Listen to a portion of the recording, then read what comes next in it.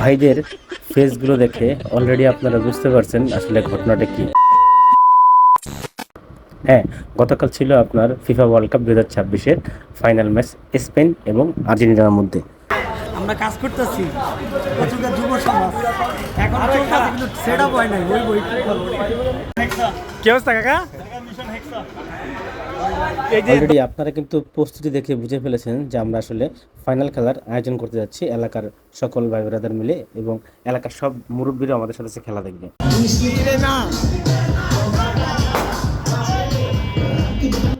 সবাই খুব আনন্দ করতেছে। আসলে এনভায়রনমেন্টটা এরকম। এ হচ্ছে আমাদের এমডি লিমন হোসেন, খুব মজায় আছে। আমরা সবাই মিলে কিন্তু কাজ করতেছি। আর এই তো আমি আপনাদের এমডি ফরহাদ হোসেন, আমরা এখানে প্রজেক্টরের কাজ চালাচ্ছি। মোটামুটি আমাদের প্রজেক্টর সেট আপ করা হয়ে গেছে। এখন আমরা জাস্ট একটু চেক করে দেখছি সব কিছু ঠিকঠাক আছে কিনা। অলরেডি আজকে যেহেতু ফাইনাল, অনেক মানুষ আসছে, এলাকার বাচ্চা থেকে শুরু করে মহিলা থেকে শুরু করে মুরব্বীরা, আমাদের ফ্রেন্ড সার্কেল এবং আমাদের ভার্সিটির টিচার, তারাও পর্যন্ত কিন্তু চলে আসছে। চারদিকে আসলে একটা উৎসব আমেজ চলতেছে, মানে সবাই যার যার মতন করে আনন্দ করতেছে, ফাইনাল খেলাটাকে উপভোগ করছে, কারণ আবার 4 বছর পর আসবে। আর কিছুক্ষণের মধ্যেই খেলা শুরু হয়ে যাবে। দেখেন প্রচুর মানুষ, সবাই কিন্তু খুব উল্লাস করতেছে। আসলে ফিফা ওয়ার্ল্ড কাপ এটা কিন্তু খুবই কি বলবো, মানে এমন কোনো মানুষ নাই যারা হচ্ছে এটা পছন্দ করে না। এটা ক্রেজটা কিন্তু অল ওভার সারা ওয়ার্ল্ডে অনেক বেশি। দেখেন এটা হচ্ছে ফিফার যে ওয়ার্ল্ড কাপ, যেটার জন্য এই 48টা দল এবছর যুদ্ধ করলো, আবার তারা আগামী 4 বছর পরে 2030 সালে আবার আসবে। সো এটার জন্য কিন্তু যে এত ফাইট, এত কিছু আছে, তো আমরা সবাই কিন্তু একসাথে আসলে খেলা দেখতেছি। দেখেন কত মানুষ আসছে, ঠিক আছে। আর কিছুক্ষণের মধ্যেই খেলা স্টার্ট হয়ে যাবে। প্লেয়াররা সবাই অলরেডি মাঠে বের হওয়ার জন্য আর কি তৈরি হচ্ছে।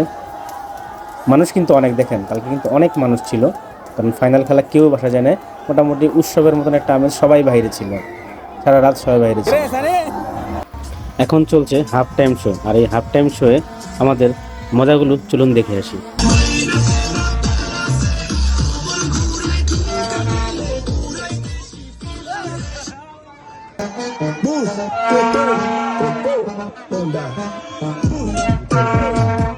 আসলে এই ওয়ার্ল্ড কাপ খেলাটা 4 বছর পর পর আসে, আর তাতে ঘিরে এত উল্লাস।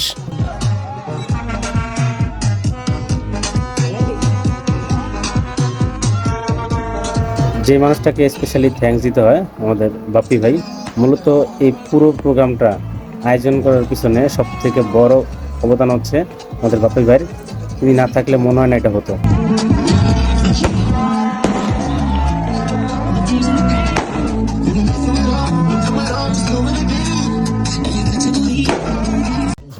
আসলে ফুটবলটা 4 বছর পর পর আসে, যার জন্য মানুষের এটা নিয়ে এক্সাইটমেন্ট অনেক বেশি কাজ করে। নিজের দলকে জিতানোর জন্য, বা কথায় হোক, সেটা মাঠে হোক, যেভাবে হোক না কেন, জিতানোর জন্য আমরা অনেক তর্কে, অনেক কিছুতে জড়িয়ে যাই। তবে আমি বলবো যে খেলাটা এন্টারটেনমেন্ট নেওয়া উচিত, এটাকে পার্সোনালি কেউ না নেওয়াটা বেটার, তাহলে ভালো হয়। এই দিকে স্পেন কিন্তু আর্জেন্টিনাকে 1 গোল দিয়ে দিচ্ছে, এবং সেটা দেখে স্পেনের সমর্থকরা সবাই কিন্তু খুশি। আমার কাছে মনে হচ্ছে গতকালকে আর্জেন্টিনা থেকে স্পেনের সমর্থকের সংখ্যা অনেক বেশি ছিল। আমি নিজেও স্পেনের সাপোর্ট করছি, যেহেতু আমার দল ব্রাজিল হেরে গেছে, তাই আমি স্পেনের সাপোর্টার। অন্যদিকে আমার বন্ধু মাসুদ আর্জেন্টিনার ডাই হার্ট ফ্যান, তার মন খুবই খারাপ, সে কোনোভাবে হারটা মেনে নিতে পারতেছে না।